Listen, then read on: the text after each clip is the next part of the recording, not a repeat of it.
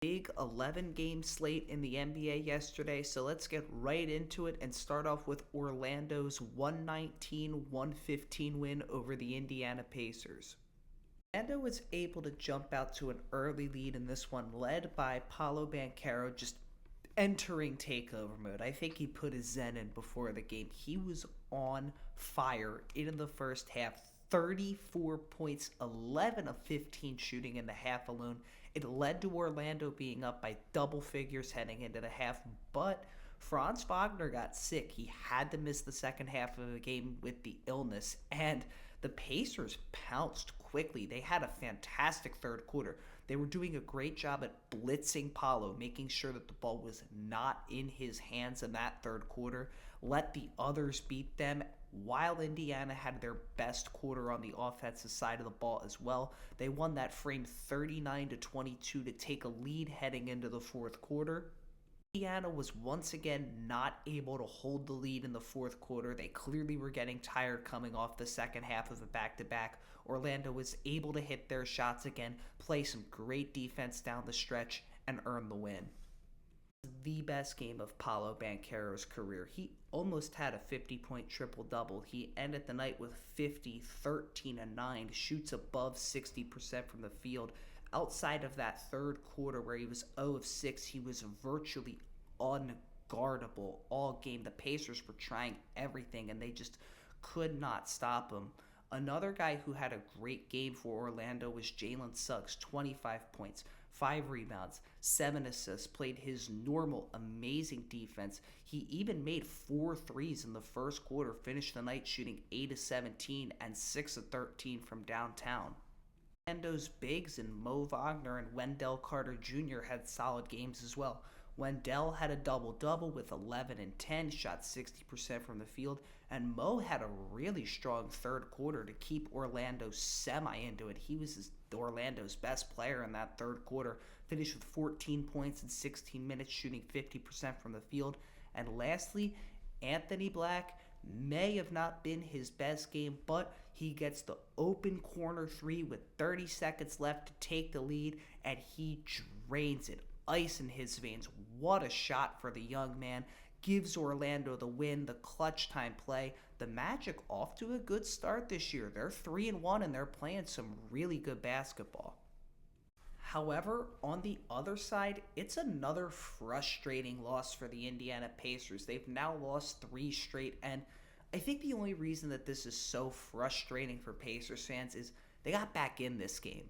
It looked like it was over, especially after how good Paolo was in the first half, but once Franz went down and Indiana went on that huge third quarter, their offense caught fire finally and got back in the game and took the lead. It looked like, okay, well, they don't have Franz and we stopped Paolo in the third. We should be able to pull away and win, right? And that's just not what happened. Indiana had a bad fourth quarter on the offensive side of the ball. They let Orlando get back in the game and they let them pull away with a 3 at the end.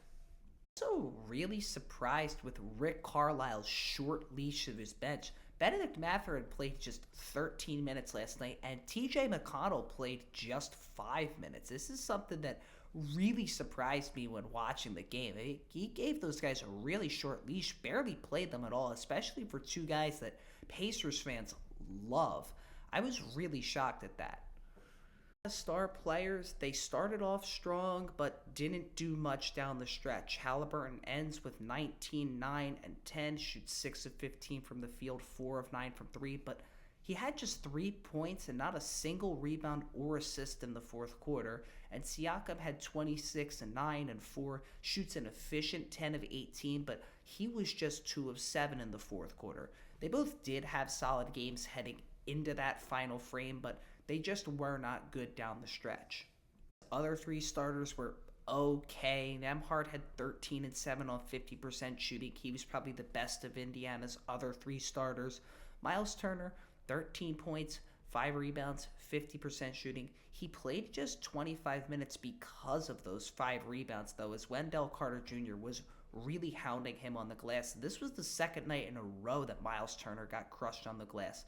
Wendell tonight, Andre Drummond last night, Aaron Nesmith, he was also in double figures, but he was inefficient, shooting just 3 of 9 from the field. And off the bench, Obi Toppin had 14 points in 14 minutes. Sure, 10 of them came in the first quarter, but you will never be mad at a point per minute, especially with how efficient he was. And Isaiah Jackson, while he was just 2 of 8 from the field, he had 9 rebounds and 4 blocks and showed some real strong promise on the defensive side of the ball, and I really do like his defense. Teams will play again Wednesday, with Orlando traveling to Chicago and Indiana heading back home for a game against the defending champion Celtics. Denver Nuggets get their first win of the season, winning 127-125 over the Toronto Raptors in overtime. After a back-and-forth first quarter, this game was looking to be all Toronto. They were doing a really great job in the second quarter and early in the third quarter. They even took a 15-point lead, and it looked like they were going to win this thing, but Denver gradually started coming back. They made it a 2-3 possession game in the fourth quarter, and that was actually the story for most of the fourth quarter. Toronto had the lead, but Denver was right there waiting for them to mess up. But Toronto had an 8-point lead with a minute and a half left, and it wasn't looking like Denver was going to get that opportunity until the Raptors collapsed. Bad turnovers, missing free throws, giving Denver every single opportunity to come back in this game, and Jamal Murray hits the game-tying layup to send it into overtime. And to add insult to injury, Scottie Barnes had to leave the game after getting accidentally elbowed by Nikola Jokic. And with Scottie Barnes out and with that collapse, I think everybody watching that game knew that Denver was going to come back, win this game, and that is exactly what they did. Man, was this a needed win for the Nuggets, especially after how poorly they have started the year. Once again, though, minus 11 in the 10 minutes that Nikola Jokic was off of the court. But Jokic has another 40-burger, 40, 10, and 4, 66% from the field, made 3 of his 5 threes. Another sensational game for him, completely carrying the Nuggets to a victory. Jamal Murray, he hit the game-tying shot, may have not had an efficient game. He finishes with just 17, 9, and 7, goes 6 of 20 from the field, but he did hit the big shot to send it to overtime. It was a strong game for Aaron Gordon as well. He did it all. 16 points, 11 rebounds, 8 assists, 3 stocks, 50% shooting, and he actually made both of his threes as well. Denver as a team goes 45% from long distance, but they only took 20 shots from 3, which is a really low number, especially in today's NBA. Now try and tell that to somebody in 2010. Yeah, 23s, that's a low number.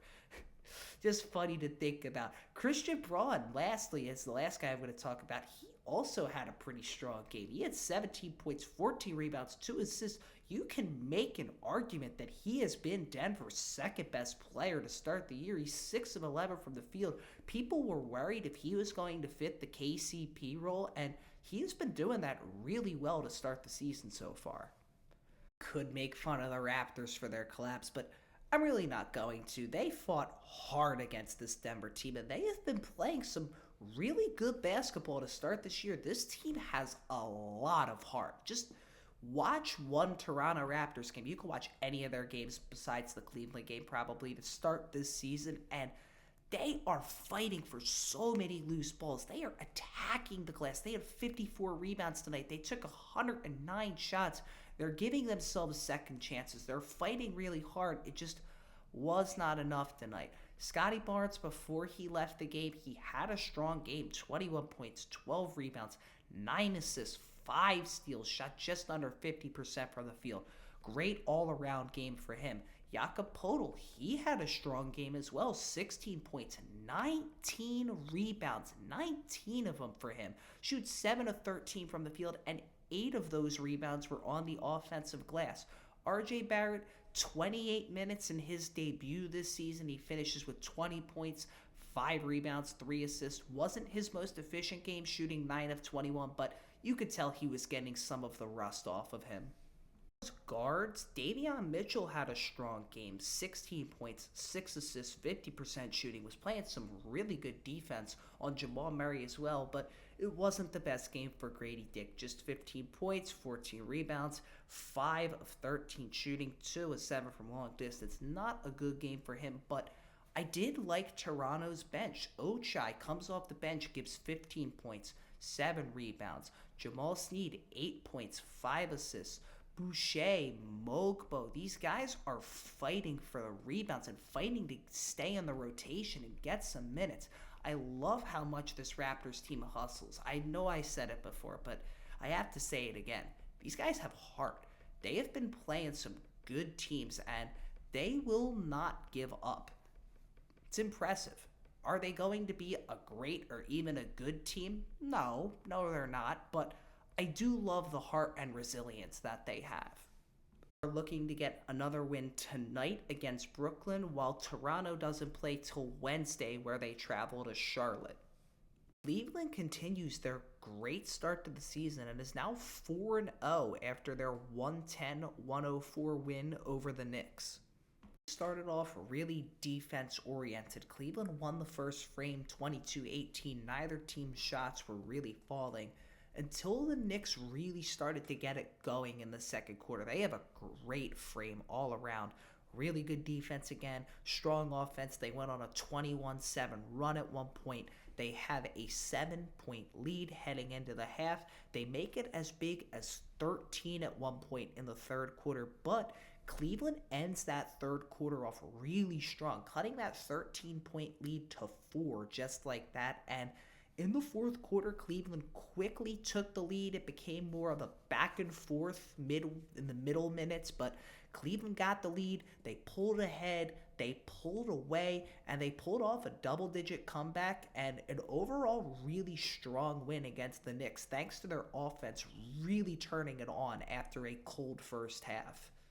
For the first 4 games of this season, the Cavaliers are one of the teams that I've been impressed with the most.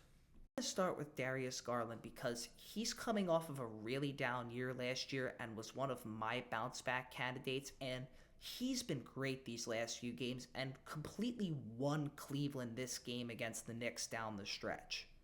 15 points in just 8 minutes and was hitting big shot after big shot down the stretch. He's been another guy that's been playing some of the best basketball of his career, looking really good on the offensive side of the ball and playing his normal all-NBA level defense. Is another guy that's been off to a really strong start for the Cavs this year, and even though their bench wasn't good against the Knicks tonight, it's been really good to start off the year so far. At it this way, Cleveland is off to this really strong start even without Donovan Mitchell playing at his best. He's been good, but he hasn't been great. Give credit to Kenny Atkinson and his coaching staff. The Cavs are off to a great start this year.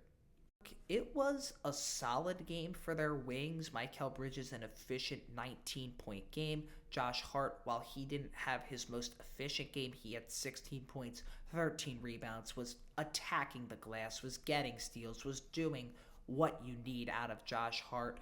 Karl-Anthony Towns only took 8 shots, 13 points, 10 rebounds, had a few assists, was a little quiet on the offensive side of the ball tonight. OG was in double figures, efficient double figures, I may say as well. Deuce McBride, he came off the bench and had 14, 3, and 4 on 50% shooting. And lastly, it was a rocky night for Jalen Brunson. 21 points, 7 rebounds, was just 8 of 24 from the field. Hasn't been his best start to the season, but just 3 games in, he'll figure it out pretty quickly. I know people have been concerned about their offense, but I think that it's just 3 games in and they'll be fine. The one thing that I've been a little intrigued with and I'm a little concerned about is their lower end depth. I know Mitch and Achua are going to come back and they'll probably alleviate that pain, but when these guys are out, Cam Payne and Jericho Sims and Ariel, I'm going to butcher this last name, Hook Porty, and whoever the Knicks are throwing out there just respectfully is not good enough, especially against a team like Cleveland. So I wonder if New York is going to make a trade at the deadline or if they're going to try and acquire more depth sooner rather than later, because this lower end style bench is not very good right now. And I know it's a Tibbs team. These guys aren't going to play come playoff time, but you still do need to win regular season games, especially if New York wants to be a high seed this year. Teams play again Wednesday night, with Cleveland looking to stay undefeated against the Lakers and the Knicks looking to rebound in Miami. We have Miami's 106-98 win over the Detroit Pistons.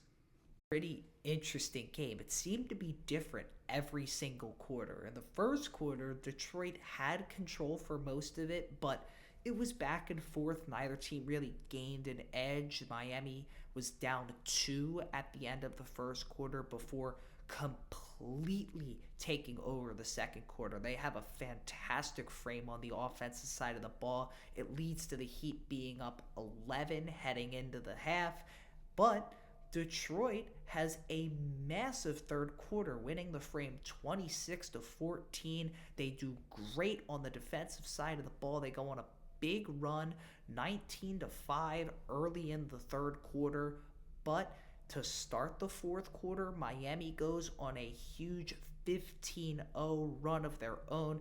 They take the lead right back from the Pistons. They pull away, they hold on, and they get an 8-point win.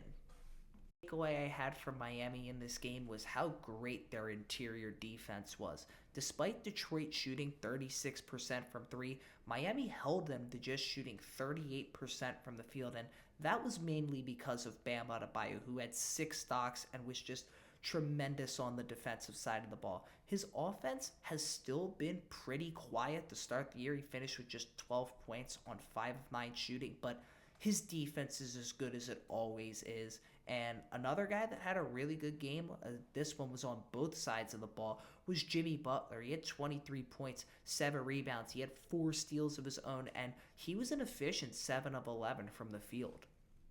Rozier and Hero were much better in the first half. They were much more efficient to start the game off. They both had terrible third quarters, as did Miami in general as a team, but Rozier had a strong fourth quarter, while Hero did not have a good fourth quarter. Rozier ends the night with 20 points, 5 rebounds, 3 assists, shoots just under 45% from the field, while Hero goes 19, 4, and 6, does not have a efficient game, shooting just 7 of 20 from the field, 3 of 12 from 3 despite his good start, while Rozier at least went 5 of 12 from 3. Jaquez Jr. had a great game off the bench. He was big down the stretch as well. He finished with 12 points, 9 rebounds on 50% shooting. He had 3 assists as well. All around a really strong night for him. They've been off to such an interesting start this year. They're 0-4, but they've been close in every single game they've played at points. They haven't really gotten blown out yet. And Cade Cunningham's been playing some good basketball. 24 points, 8 rebounds, 6 assists on the night, 50% shooting, 4 of 7 from 3. He has been good to start the year. I think he's been averaging like 27 points per game. It just hasn't led to a Pistons win yet. Detroit's other players also had strong nights as well. Jalen Duren had a good game. Tim Hardaway Jr. had a good game. Isaiah Stewart was a menace on the glass. 15 rebounds for him, 7 of them offensive, and he had 8 in the first quarter. Wasn't a great rebounding game for him, even if he didn't make a basket. Jaden Ivey was not his best game. 18 points, 4 rebounds. Was good from long distance, 5 of 9 from 3, but was just 1 of 7 inside the 3-point line. One thing that Pistons fans are really annoyed at is the play of Tobias Harris. He has been off to a really rocky start to this year. The veteran that they brought in the offseason is shooting just 34% in his first 4 games in Detroit, and fans have been clamoring to start to Ausar Thompson when he comes back from his injury, and I actually think that that's a good idea. Give Tobias the 6th man role, see if he can do better in that area, see if he can become more of a scorer off the bench, while you bring Ausar in for his elite defense and the fact that he probably can't be shooting any worse than Tobias has been right now. Both of these teams play again on Wednesday night, where Miami will take on the Knicks. And speaking of Tobias Harris, his return to Philadelphia will be on Wednesday as the Pistons travel to Philadelphia to take on the Sixers. And I'm sure that Tobias Harris is going to get such a great ovation from the Philly faithful.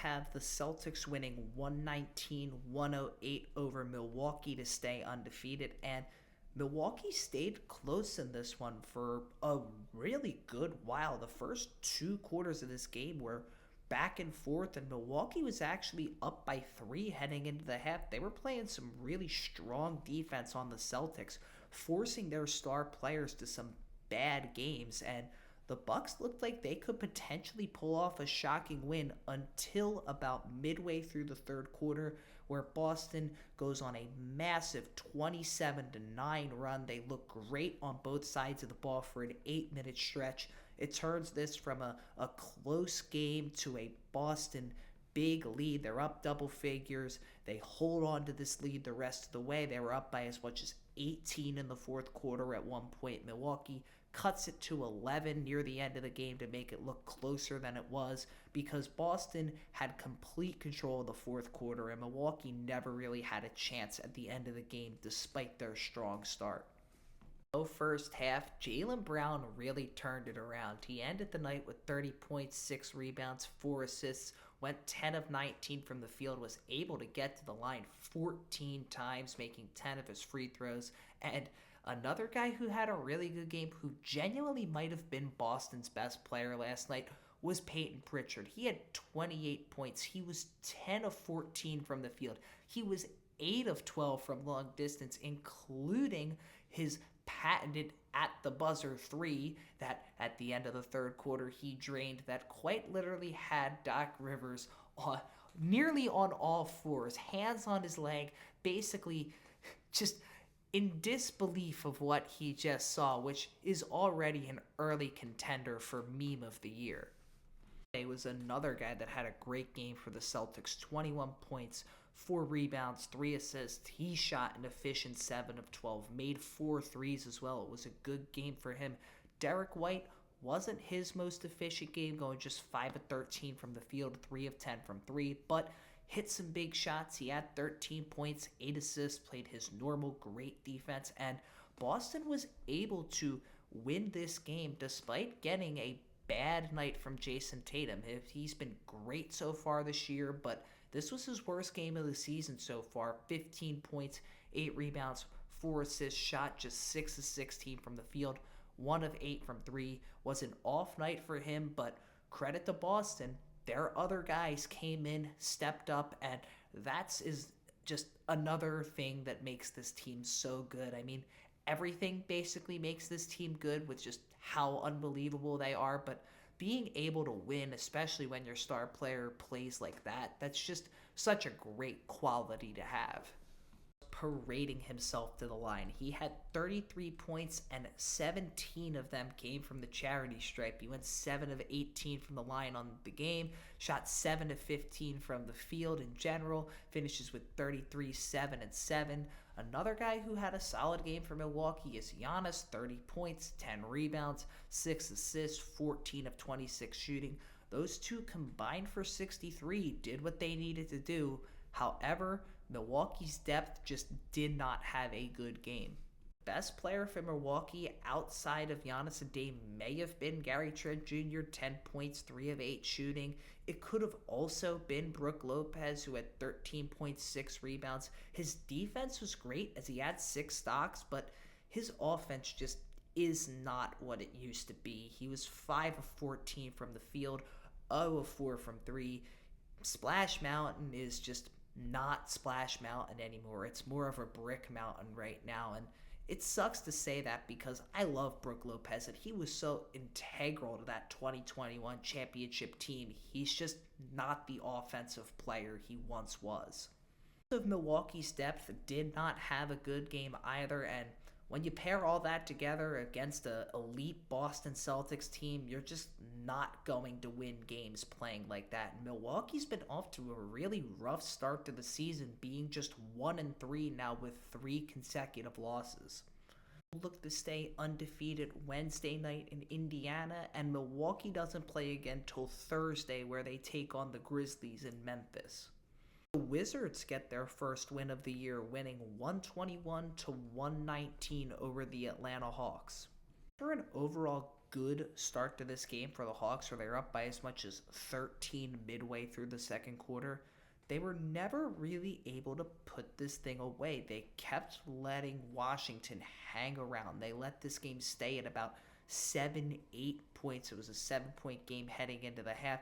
And in the third quarter, Atlanta kept the lead for most of the quarter, but Washington continued to stay close, and finally, late in the third quarter, the Wizards took the lead into the fourth quarter, starting to hit their shots. And after a quick trading of back and forth buckets in the fourth quarter, Washington never lost the lead. They had a strong fourth quarter, were up by as much as 10 with about 3.5 minutes left, but Atlanta did come back.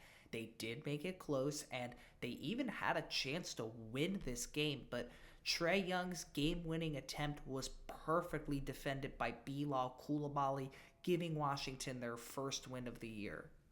Washington won this game was thanks to their three-point shooting, going 21 of 44 from downtown, having a great game from three.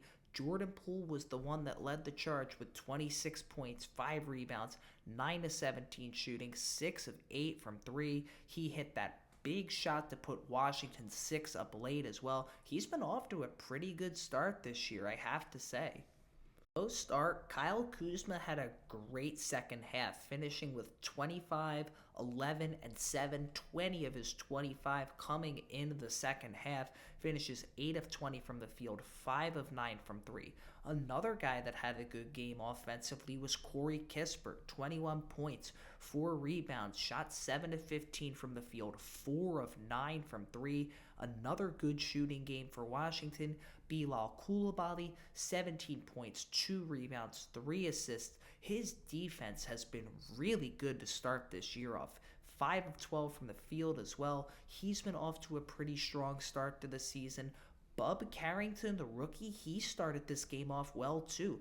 13 points, 3 rebounds, 4 of 5 from the field, 3 of 4 from 3. Started shooting really well, gave Washington a needed boost early on, and a strong game for the rookie. Washington's bigs not having the best game, they were able to get their first win of the season thanks to their fantastic perimeter play. Jalen Johnson had by far his best game of the season last night with 29 points, 12 rebounds, 7 assists, shoots 11 of 17 from the field. All around, really strong game for him. However, it was a really rough game for Trae Young. He finishes with 14 points, 8 rebounds, 13 assists, but he has 6 turnovers and shoots a really rough 2 of 15 from the field. Rotational players out for Atlanta in Bogdan Bogdanovic, DeAndre Hunter, and Onyeka Okongwu. The Hawks needed more from their lower end depth, and some of them did provide some really strong performances. Larry Nance Jr. had a good game. He had 15 points. David Roddy had a good game. He was almost in double figures, but they were trying to play him as like a backup center, more of a big role, which led to him really being targeted and attacked on the defensive side of the ball. Garrison Matthews, he had 14 points, shot 40% from the field, was 4 of 9 from 3. He played pretty well. I know he's not a lower end depth guy, but Clint Capella, he was perfect from the field and got 16 points. And with Onyeka out, the Hawks did need his performance, but Zachary Risashe did not have a good game. He was just 1 of 8 from the field, and I know a lot of people are going to talk about that 3 to tie the game that hit the side of the backboard and then getting cooked by Jordan Poole. He's young. He still does have some really good defense, but he's going to need to take some time to get, acquainted with the league because his shot has been pretty off so far to start the year. Atlanta now falls to 2-2 after losing both halves of their back-to-back, while Washington is now 1-2. Will play again on Wednesday night in Washington for the second half of a home-and-home series. We have the Rockets narrowly holding on, winning 106-101 against the San Antonio Spurs. for Houston, especially because this made them split their baseball series with the Spurs. They both each took a game, and they never gave San Antonio the lead once. They were actually up by as much as 21 in the third quarter. They did let San Antonio get back in the game. It got much closer than it needed to be thanks to a 27-8 San Antonio run at the end of the third quarter to about the beginning of the fourth quarter. It was like a 6-7 minute stretch where they let that happen. Even with that, the Rockets were able to hold on thanks to their great defensive start to this game, and despite their cold offensive second half, were able to win by 2 scores. Jalen Green has been off to a great start scoring-wise this year. He finished with 36 points last night, 11 of 22 shooting, 7 of 13 from 3. He has been really efficient to start the year off, which has impressed me a lot. Green was inefficient in the second half. He was by far the best player on the offensive side of the ball for the Rockets. Another guy that did have a good game for them was Jabari Smith Jr. He had 17 points, 8 rebounds, had an efficient night, 5 of 8 shooting, made a few threes, and it was great seeing Steven Adams back on the court, even if it was just for 13 minutes. He hasn't played an NBA game in over 600 days. He gets 6 points on 3 of 3 shooting. Awesome seeing him back on the court. Overall had a pretty solid night as well. Yet their third quarter wasn't the best, but their first quarter was great. They picked it up down the stretch as well. Overall, solid defensive night that was able to mask a bad shooting game from both Shane Goon and Van Vliet, and overall, not a bunch of scoring outside of Jalen Green in general. Lennon scoring by Jeremy Sohan, who continues his strong start to the year with a 22-point 9-rebound game where he shot just under 50% from the field. It was more of a defensive game for Wemby. He had 4 blocks, he had 20 rebounds, which is the third time he's done that in his career, but he was pretty quiet on the offensive side of the ball, shooting just 6 of 14 from the field and 1 of 5 from 3. Chris Paul had his best scoring but worst passing game of the season so far. He finishes with 16 points, 3 assists, goes 5 of 10 from the field, 3 of 4 from 3, has that 3-2 assist to turnover ratio though, which is by far the worst of his season so far. Another few guys that played well off the bench for the Spurs were Zach Collins, 11 points in 12 minutes, played pretty well, and Malachi Branham, who was trying to will the Spurs back into this game. Of all the people that were trying to get the Spurs back in this game, I did not expect Malachi Branham to be the one to do it. He had 15 points in 16 minutes, was sensational in that third quarter and beginning of the fourth quarter to help try and bring San Antonio back in the game, but it just was not enough for them. Will play again Wednesday in Oklahoma City, while the Rockets won't play again till Thursday, where they take on the Mavericks in Dallas. Chicago Bulls pulled off a 20-point comeback last night, winning 126-123 against the Memphis Grizzlies. It was a game that Memphis took control of early. Even with Ja Morant missing tonight's game due to a thigh injury, they jumped out to a big lead early on. They were up by as much as 20 early to midway through the second quarter, but Chicago did go on a pretty solid run to end the half, 16-4 run to turn this from a blowout to a reasonable 14-point game heading into the half. At the start of the second half, it was more of an offensive, quick-paced start to it. Both teams were hitting their shots early, and the Bulls finally broke through with a 15-3 run to end the third quarter to make this a real game heading down the stretch, and they pulled away quickly. They went on a huge 25-6 run a few minutes into the fourth quarter, turning this from a game that was all Grizzlies in the first half to Chicago pulling away, taking the lead, and getting a massive win on the road. They missed one of the 2 free throws to give Memphis a chance to tie this game and right their wrongs, but Desmond Bane was not able to hit the 3 to tie the game, and the Bulls got the win. Led by Zach LaVine, who's off to a strong start this season. He had 30 points, 4 assists, shot efficiently, going 12 of 22 from the field, and went 5 of 12 from long distance as well, which led the charge for an insane three-point shooting night for the Chicago Bulls. The Bulls made 25 threes in this game.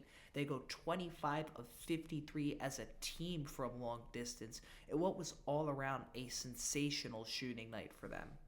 Jokic has been off to a surprisingly strong start this year. He finished with 22, 7, and 5 on 9 and 19 shooting, and he made 4 of his 8 threes last night. Finished with 20 points and 5 assists. He had a strong night from 3, going 5 of 10 from long distance, but was just 1 of 5 from 2. Josh Giddey, he had a double-double. He was 2 of 4 from 3, 4 of 10 from the field. Jalen Smith, in just 11 minutes, had 16 points and 7 rebounds, 4 of 5 from the field, 3 of 4 from 3. Was a strong, efficient game for him. Ayo, he was in double figures as well, playing some great defense, grabbing rebounds, shot 50% from the field and from 3. Lonzo, he had 6 points and 6 assists. He made 2 threes as well. It was just an all-around amazing offensive second half for the Bulls, and their offense has had 2 really good games to start this year. They had a really good game tonight against Memphis, and they had a really good game in their other win against the Milwaukee Bucks earlier in the year. My Grizzlies fans would be a little annoyed at this loss. I mean, you will never be happy with a 20-point collapse, but you do have to realize that this team is missing Ja Morant, it's missing Vince Williams, it's missing G.G. Jackson, and they were still able to put up a really good fight, and they show a lot of promise in their lower end depth. I think Memphis has some of, if not the most amount of depth in the entire association. Desmond Bane and Triple J, who both had good games last night, and Ja when he's going to be back healthy, but they have guys like Scottie Pippen Jr., Santi Aldama, Jake LaRavia, Jalen Wells, Jay Huff. They have a bunch of these guys that have been giving them some really good minutes to start the season and can absolutely make the rotation. They just gave Huff a contract. Aldama's been playing well, even though tonight was his worst game of the season probably. He still had 11 points, 13 rebounds, 7 assists, just wasn't his most efficient game. Scottie Pippen Jr., he had a double-double in place of Ja Morant. I do like just how much depth the Grizzlies had. Sure, it's a really bad loss. You don't want to blow a 20-point lead ever, especially to a team like the Bulls, who is not really, a big threat, especially in the weaker Eastern Conference, but they have a lot of depth, and when they're fully healthy, they are a team to really worry about. Teams play again Wednesday, with Chicago being home against the Magic and the Grizzlies being home against the Nets. We have the Mavericks winning 110-102 against the Utah Jazz. Up 2-0. And that was their last lead of the game. It was all Dallas the rest of the way. Even though they won by single digits, they were in control through the entirety of the rest of the game. Ever blown out though. The biggest this lead ever got was 13. It was one of those games where it just stayed at that 8 to 12 range for a while. It seemed like Utah could never break through, but they also never got blown out. They had it as close as 2 at one point in the third quarter. Dallas quickly goes on a run. Every time they even had a chance of being right there, Dallas perfectly countered. Give credit to the Mavs. They did exactly what they needed to do. They never blew the lead. They never wavered. They never put their foot off the gas. And any time that Utah came close, they would immediately counter right back. Had a really strong night, 23 points, 6 rebounds, 9 assists, 8 of 14 from the field. He made 3 of his 6 attempts from long distance as well. Derek Lively, he had a strong game, 14 points, 4 rebounds, 3 blocks, shot really well from the field. He was 7 of 10. PJ Washington had a double-double, shot over 50% as well. Daniel Gafford, he had 9 points, 7 rebounds. He shot 50%. And Klay Thompson has also been off to a good start in his Mavericks career. 19 points, 4 rebounds, 2 assists, 7 of 15 from the field, 4 of 11 from 3. He's been playing some pretty good basketball. Spencer Dinwiddie also came and made some crazy shots in the third quarter off the bench. He finished with 11 points, made 3 of his 5 shots, and Najee Marshall had 4 points, 6 rebounds, played some good defense. Didn't make either of his threes, but he made both of his twos. All around, great job for the Mavs to pick up the slack from Luka's bad performance and get the win.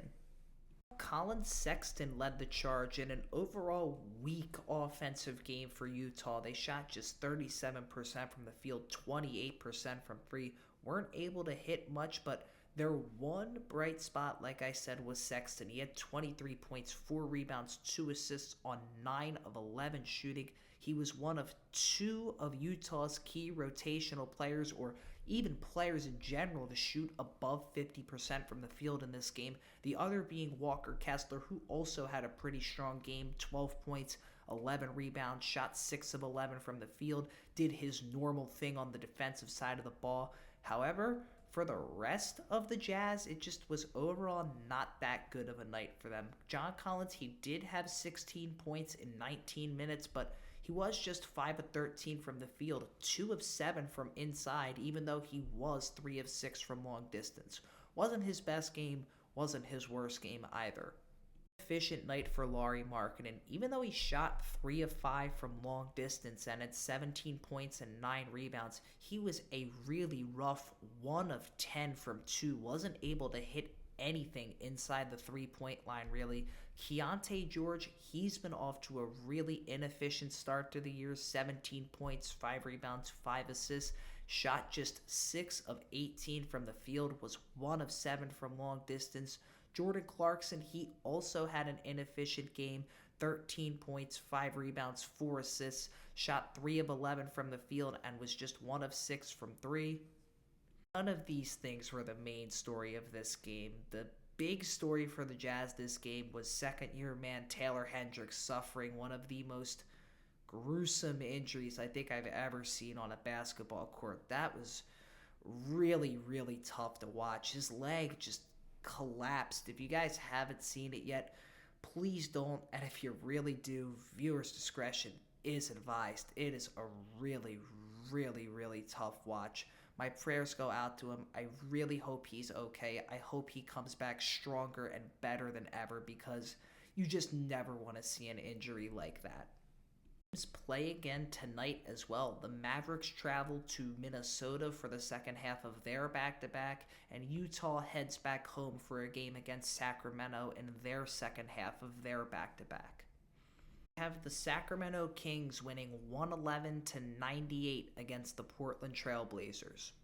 Had the lead in this one as Sacramento started off on a 7-0 run and never looked back, where a team was up by like 8 to 12 points for a good amount of the first half, just like that Utah-Dallas game, except Portland started off the third quarter pretty strong. They cut this game to as close as 2 points, but then Sacramento absolutely caught fire. They went on a 12-0 run, then they went on an even bigger 21-4 run after that. Just turned this game into a total blowout. Went from a game that, maybe Portland can come back and win to, the Kings are absolutely killing them. I mean, Sacramento was up by as much as 26 points at one point with 9 minutes left in the fourth quarter. Portland made it a little fake close near the end. They went on a little run to make it look a little better on the score sheet than that. But besides that, it was a pretty dominant win for Sacramento. Won this game through the difference in perimeter play. The Kings went 14 of 35 from long distance while holding Portland to making just 4 threes on their 22 attempts. Also had 4 of their 5 starters score at least 15 points. Led in scoring by De'Aaron Fox, who had 24 points, 6 rebounds, 3 assists. Shot just 2 of 8 from 3, but was 9 of 20 from the field. Was much better when driving into the lane and pulling his mid-range shots than from shooting in long distance. DeMar DeRozan, he had 23 points, 4 rebounds, 3 assists. He shot 50% from the field. Kevin Huerter provided that needed shooting outside of their 3 main guys in the starting lineup as well tonight. He had 18 points, 4 assists. He shot 7 of 12 from the field, made 4 threes, had an overall good game. And Sabonis, he had 16, 13, and 7. He took just 8 shots, but made 5 of them and was doing everything on the court. An all-around strong game for him, even though he took just 8 shots. Malik Monk was basically the only bench production with 12 points on 50% shooting. The Kings starters and their defense won them this game. They were led by a 20-10 game from DeAndre Ayton. He also shot a pretty efficient 10 of 17 from the field. Back-to-back good games for him, and another guy who started off strong but shot just 1 of 6 in the fourth quarter was Scoot Henderson. He was playing pretty well in the first 3 quarters. He ended the night with 18 points, 4 rebounds, 5 assists, shot 5 of 12 from the field, but outside of that 1 and 6 fourth quarter, he was 4 of 10. Oh, no, not 4 of 10. 4 of 6 from the field. Math is hard, everybody. I know. But outside of that, Jabari Walker, he did have a pretty good game as well. He had 15 points, shot pretty efficiently. Outside of that, just was not a good game at all for the Blazers offense. Jeremy Grant, Danny Advia both weren't able to crack double figures and both shot under 30% from the field. Were bad games for them. And Anthony Simons also had just 12 points on 33% shooting. All around, bad game for Portland's offense. Their defense was not that bad, especially on the interior. They had a pretty solid game down low, just were not able to make up for their bad perimeter play all around in the loss. Play again tonight in Utah, and Portland will not play till Wednesday, where they head into LA to take on the Clippers.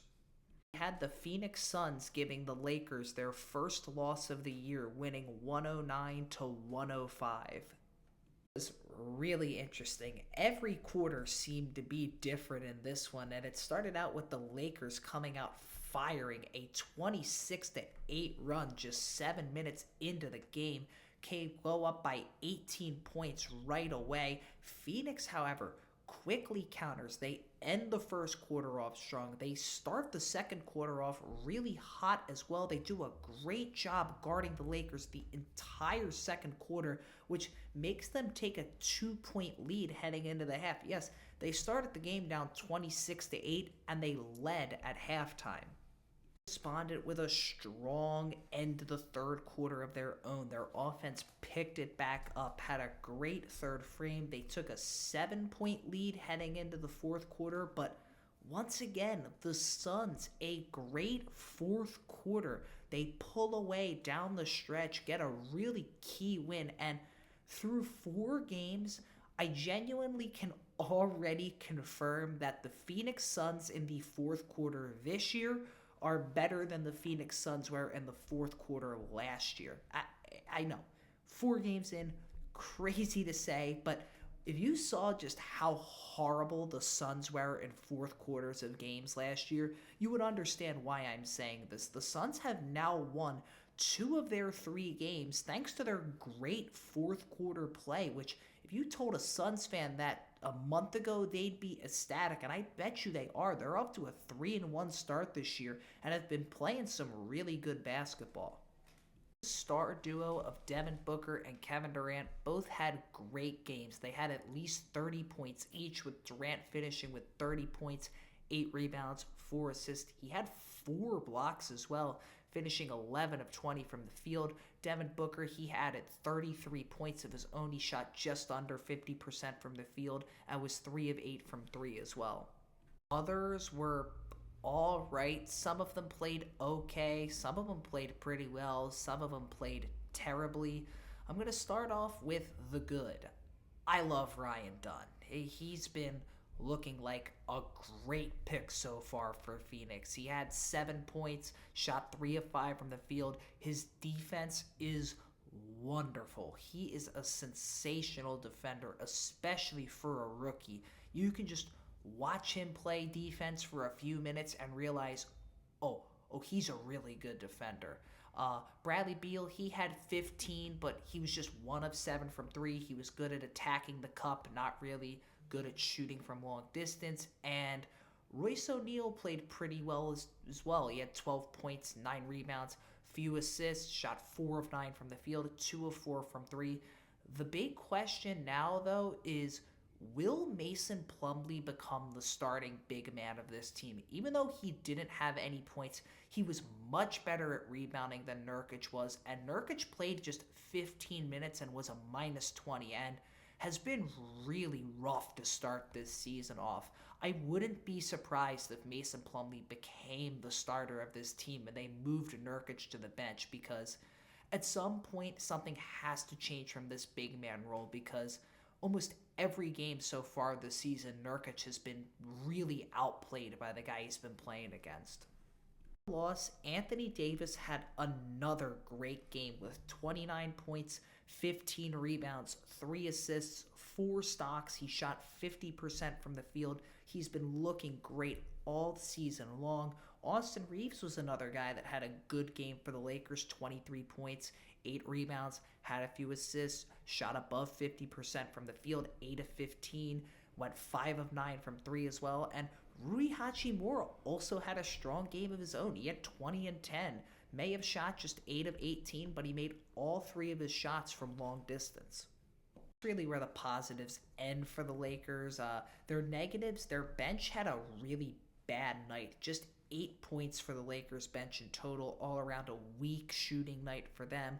LeBron, he didn't have his best game either. He just barely kept that double-digit point streak alive late. Had 11 points, 5 rebounds, 8 assists, shot a really poor 3 of 14 from the field. 1 of 9 from inside the three-point line for LeBron is a rare feat that we almost never see. And lastly, D'Angelo Russell, he had 14 points, 8 assists, 5 of 13 from the field, and he was just 2 of 9 from 3.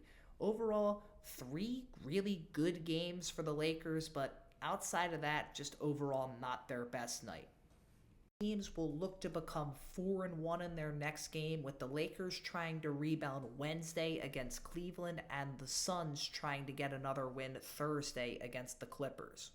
Includes the 11-game slate from the NBA yesterday. If you watched to the end of this, thank you. I really appreciate it, especially because this is a really long video. I hope you guys have a great rest of your day. God bless, and I will be back tomorrow with a 4-game recap of tonight's games.